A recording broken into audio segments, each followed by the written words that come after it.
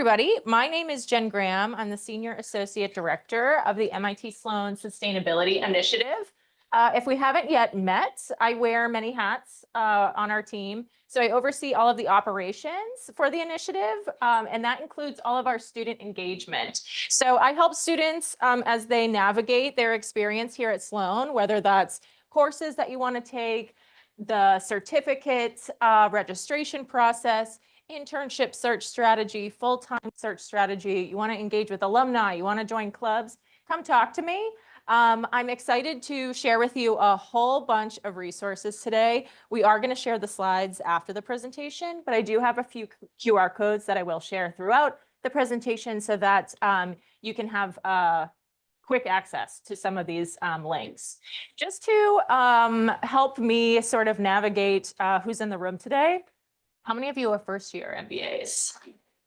Majority, awesome. Anybody who's not a first-year MBA? Great, excellent. I'm still going to be sharing some really relevant resources. Some of the specific funds and fellowships that I'll be highlighting are just for first-year students, but some of the job boards, some of the other resources, like I mentioned, are open to anybody. So I still think that this is relevant, and I welcome you to stay and ask any questions. Awesome. So what are we going to cover today? First, I'm going to give a very high-level overview of the types of sustainability internships that our students pursue. I'm going to also highlight a few key technical skills that you all should be considering if you're thinking about an internship in sustainability, especially if you're looking to make a pivot into this space. Next, I'm going to talk about the application strategy. So I'm going to share with you some things to consider as you're going through the application process. And I'm going to share with you a few programs that we oversee, as well as some other internal and external resources, job boards, things like that. And then lastly, I'm going to welcome a few second-year students to share their expertise, their wisdom with us, and talk a little bit more about their summer internship experience and give you some pieces of advice as you're heading into the same process. Okay, so overview of sustainability internships. This is kind of my statement, my blanket statement to the entire community, and that is every job needs to be a sustainability job. I would even take out the word needs and say every job is a sustainability job, now more than ever.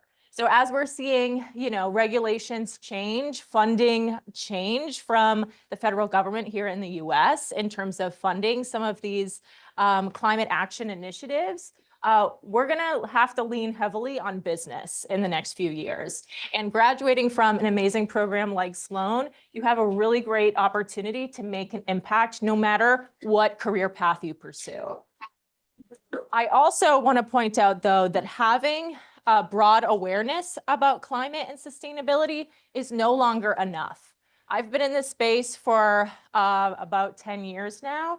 And 10 years ago, if you were taking just a couple of sustainability courses, you could really apply that to your resume, to your application, and you could really stand out. Now, more than ever, we're seeing a ton of students go into this area, which is phenomenal. So you need to stand out in other ways. How are you going to do that? You need to understand the whole sustainability and climate landscape, but you also need to have a deep knowledge of technical or industry skills. So whatever path that you're looking to consider, so maybe food and ag, climate tech, you need to take those into consideration and really adjust your schedule to meet the needs of the industry. So really not just focusing on broad awareness, but deepening your skills and really taking advantage of everything that MIT Sloan has to offer. I like to share this 2x2 matrix with students as we start to first talk about an internship or job search strategy. Maybe this looks familiar to you, maybe this looks brand new, but I want us to just all be on the same page in terms of thinking about a strategy. So this 2x2 matrix was developed by our colleague, Katie Cross. Katie Cross is the director of the Climate Center at Duke University, and she wrote a book a few years ago all about an MBA job search in climate and sustainability. And in the book, she asked the question, do you want to make a green company big or a big company green?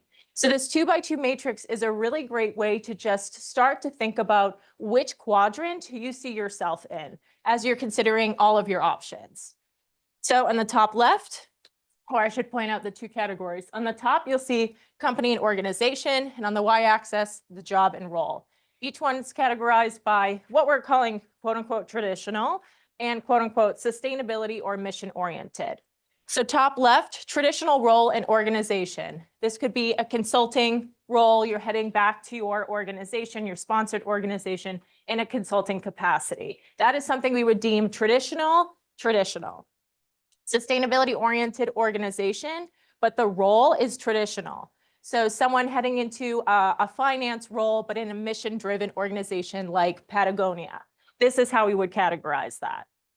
A traditional company, but you're wearing the hat or you're part of the sustainability team within that company. So you're working for a large retailer, say Coca-Cola, and you're the CSO, the Chief Sustainability Officer. That is what we would categorize it as.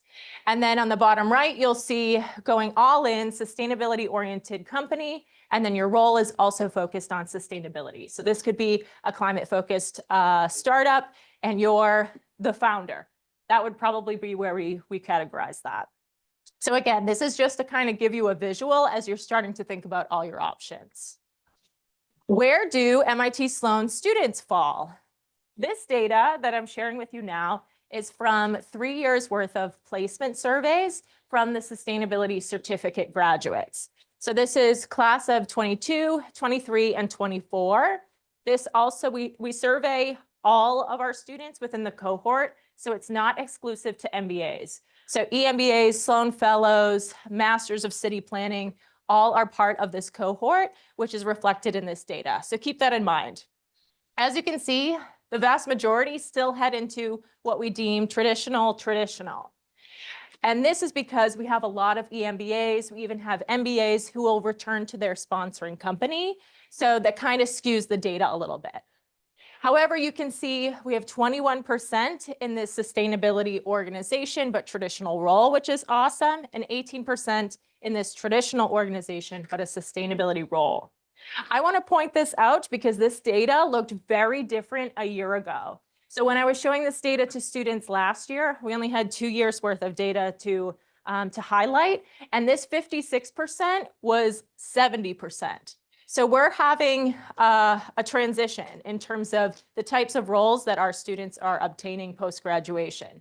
We've seen both the blue, yellow, or all three, blue, yellow, and green grow over the past year, which is awesome. And so we're really hopeful that we're going to be able to help you land a job in one of these 3 categories if that's the path that you want to pursue. What are the types of roles that our students have gone into? Here, I've pulled names and job titles from MBAs who have graduated over the past 3 years and where they fit on this quadrant. Now, if I were you, I would take a picture of this, maybe find these folks on LinkedIn, maybe reach out to them for an informational interview. I would vouch for every single one of them. They were all incredibly engaged students and now engaged alumni. So just pointing out a couple of notes here. So as I mentioned, top left, you'll see a couple of our students going the consulting route, but you can also see someone who went into a supply chain role for Apple. Again, this is something we would deem traditional, but you can see how sustainability and some of those skills would really play a factor into her job, right? Sustainability oriented and traditional up in the blue. A few folks who are working in VC, but specific to climate tech. A few folks who are leading their team, but for a climate tech startup.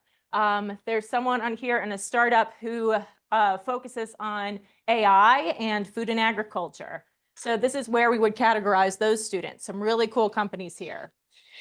Bottom left in the yellow, so you can see a person who's wearing a sustainability oriented hat at their organization. So Charles River Associates, we would deem that a sort of traditional company, but they're working on the energy practice. And then bottom right, you can see these students went all in.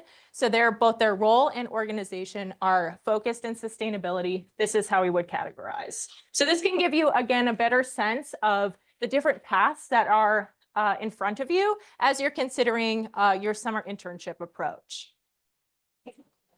I also wanted to share some more data with you from this placement survey from the past 3 years. On the right, you'll see a breakdown of the industries that our students have gone into. You'll see the first one is other, and yes, I agree with you that that's not helpful. But you'll see that the other top, there's nothing super shocking here. A lot of students still pursue energy opportunities, tech, finance, and consulting, followed by retail CPG. And then the bottom three kind of adjust year to year. But this other category, this is all self-selected, so the students will select other as they're filling out the survey. On the left, I want to point out the sourcing data. So how did one obtain their full-time offer? 32%, it was a sponsoring company. So this is pretty significant. Like I mentioned, this captures everybody who graduated from each cohort. So EMBAs, Sloan Fellows, MBAs who went back to their company. MIT affiliation, so this is on-campus recruiting. This is a referral from a faculty member, anything that is sort of internal. But the bottom two numbers are what I want to focus on for today's presentation. 23% obtained their full-time job through a job posting or personal networking. So you can see the impact of the on-campus recruiting experience and a personal networking perspective. So it's important to consider both of these as you're exploring internships. And then lastly, in the bottom left, the 27% of all three cohorts obtained their full-time offer through a summer internship. That is more than a fourth of them. So this is to highlight and emphasize the importance of your summer internship search. So let us help you. What are some of the key skills and knowledge areas that you need to have in order to pursue an internship or a job search in this area?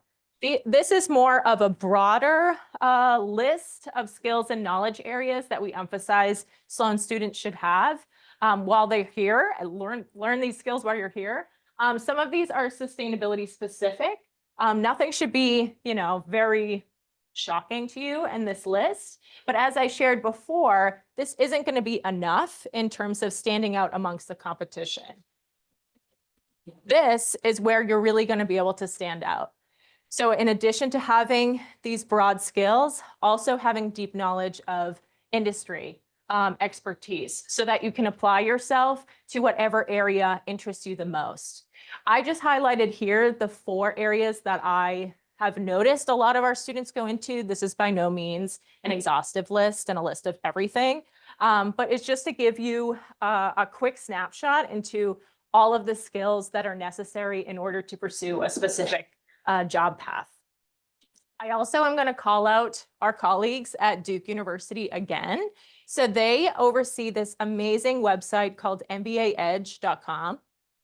And what it is it's a career resource website. So what they do is they cultivate career guides for various different areas of sustainability that are incredible. So some of them will be titled Everything an MBA needs to know in climate tech, everything an MBA needs to know in biodiversity. And it will mention job boards, it'll mention job skills that one needs to obtain. So it's a really valuable resource that they're constantly updating. So I highly recommend checking it out and bookmarking it for your job or internship search. Okay, so now we have a grasp on where Sloan students have gone. We have a little bit of an understanding of what skills you need to obtain for certain industries. Now we're going to talk about where to find said opportunities. First, I'm going to talk about a couple of programs that we oversee within the initiative, and then I'll give you a couple of lists of various job boards and other resources that you can utilize. The first one that I want to highlight is called the Sustainability Initiative Internship Program. So this is where our team collaborates with the Career Development Office to source high caliber sustainability internship opportunities. We've been doing this since 2013. Been doing it a long time. And it has made quite an impact. This year in particular, and I'll share the list of internship opportunities in a moment, we have a really incredible, robust list of internships that are available to Sloan students right now. So the way it works is that we go out to our networks, we say, hey, we're willing to fund part of a sustainability internship if you hire a Sloan student, if you get in time. So what we do is we'll work with the company to help cultivate an internship description. We'll post that onto Career Central. And then the first 5 students to accept an offer from one of these organizations will receive a $5,000 stipend from our team at the start of your internship. In addition to that, the companies have to commit to paying a minimum of $10,000 toward a full-time internship, which needs to last from 10 to 12 weeks. So this is to allow a company access to a Sloan student while still offering a fairly competitive rate for the summer internship opportunity. All internships are currently live right now on Career Central. So all you need to do is search Sustainability Internship Program in the title, and then you'll see all of them listed there. And if anybody in the room is not an MBA student and doesn't have access to Career Central, all you need to do is email Susan Todd, who's my colleague here, and we can pull together a PDF of all the job descriptions and share them with you. As I mentioned, we have a really impressive list of internship opportunities that are currently live. I did my best to kind of identify the sustainability area or industry, but I just want to point out a couple of them that are really cool. If you're interested in food tech or VC and food, both Rokana Venture Partners and Supply Chain Capital are in the food space. Folks that are in renewable energy, active surfaces, and let's see, green skies. A couple of climate startups that are really cool, a few VC firms that are in this space, which is really amazing. I think the majority of these were actually sourced from alumni, which is great. A few other organizations participate because they're SLab hosts, so they want to hire Sloanies. And the last thing that I want to say about this list in particular is that this program allows companies to recruit specifically Sloan students. So some of these opportunities were actually developed with Susan and I in order to recruit a Sloanie. So that means they're only posting here, which means you have less competition from across business schools. So I highly, highly recommend checking out these lists of opportunities and applying as soon as possible. So like we mentioned, the 5K goes to the first 5 that accept offers with a participating company. We've worked with students to help funding if you're number 6, for example. But all of them, I think, are really valuable. I think could help you develop the skills that are necessary for a sustainability full-time search. All right, and just a quick overview of the timeline. So like I mentioned, all the postings are up on Career Central now. They're doing interviews. We've heard from a couple companies who are already interviewing. So if you haven't yet applied, highly recommend doing it ASAP. We do have a deadline of the end of March, but we almost never hit that deadline before all the 5 offers are extended. So make sure, again, you're getting in there early. Some of the companies will do company presentations and additional recruiting events. So just keep your ear to the ground on Career Central, on our WhatsApp network, and our other communications channels. All internships are 10 to 12 weeks. Most of them will start this beginning of June, which is when you receive your subsidy from us. So we'll pay it directly to the student at the start of your internship. And all that we ask is that we connect with you for some communications opportunities later in the summer. The other program that we oversee is called the Sloan Social Impact Fund. Now, the biggest difference between the internship program and the fund is how the opportunity is sourced. So through this program, you're going to find an internship opportunity, and then you'll apply for additional funding through this program. So what we do is we will announce when applications are open. It'll be after spring break, so it's a little bit later to align with some of these more social impact aligned internships. There's a committee of us that reviews every application. So Susan's on the committee. We have someone from the MBA program office, and we have someone from our Office of External Relations. We go through every single application and we'll accept or decline within 10 days of the deadline. You can apply for up to $5,000 for your internship. And again, this is paid during the first week of your internship. And I will say the funding is dependent on the number of applications we get. So we have a pool of money that we can allocate. And so it's dependent on how popular this program is. Last year, I'll share that we funded a record number of internships. So between these 2 programs, we were able to fund 28 interns, which was really exciting. And I'll share a resource so you can actually see who received that funding in just a moment.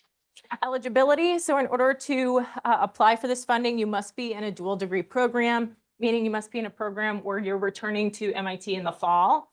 The internship must be MBA level, must be relevant. We must understand the impact of the role. So it can't just be like a finance internship. It needs to be social impact. Must be at least 8 weeks and full time. Can't be academic research. And if it's a startup, we say it must have at least Series A funding so that we can identify that it's a legitimate organization, a legitimate project. So if you have questions about that, just reach out to our team and we can work with you. The host organization, again, needs to be a nonprofit, government or private sector organization. The role must align with what we deem an appropriate internship for an MBA. And again, no early stage startups. Okay, who wants to know who got funding last year? We actually pulled together an internship roundup report that's up on our website. So the QR code is up on the screen if you want to see the list of 28 students that were able to take advantage of these two programs. And I will say all the internships were so cool. So if you're thinking about climate tech, if you're thinking about policy, if you're thinking about renewable energy, if you're thinking about VC, all of that is captured in this report. And I think it would be really wise for you to reach out to those individuals. They're here on campus to learn about their experience. Okay, cool. One other fellowship that I just want to highlight. So our colleagues in the PKG Center, so they oversee public policy opportunities. They have a fellowships program that I posted on our WhatsApp yesterday. This is an opportunity for you to get additional funding for a social impact project. So you can be working for an organization or you could be doing your own project. Applications are now open and the deadline is March 19th at 9 a.m. That is a hard deadline. I have even tried to work with them to kind of have some wiggle room with students and they won't budge. So if you're thinking about an opportunity in social impact, definitely take advantage of this. And then the last thing I want to point out is federal work study. The PKG Center is the center at MIT that oversees all of the federal work study opportunities for students. And I have worked with plenty of Sloan students who don't realize they qualify for a federal work study. So if you're working for a US-based nonprofit, you can apply for federal work study through the PKG Center to get additional funding towards your internship. So if you think you might qualify, you think you might be headed on this path, just reach out to me. I'll put you in touch with my colleagues there to check to see if you're qualified. Okay, where else can we look for internship opportunities? We have these few things that are specific to Sloan students, but there's a whole variety of different resources and job boards out there that you should also be bookmarking and looking at almost daily. Here is just a very short list of external job boards that you should be taking a look at. A couple of other things I want to highlight. In just a moment, I'll actually put a QR code up on the screen for a career fair happening tomorrow that you all should be attending. A couple of other internship and career fairs that happen each year. Greentown Labs does a few events. College to Climate is another organization that will host some career fairs. And then Terra, they actually will host various virtual career fair opportunities. I also want to point out the resources with the CDO. So they have industry advisors. They have placement directories that have been really critical for the internship search. And then they also have Career Central. So make sure that that is a website that you're checking daily.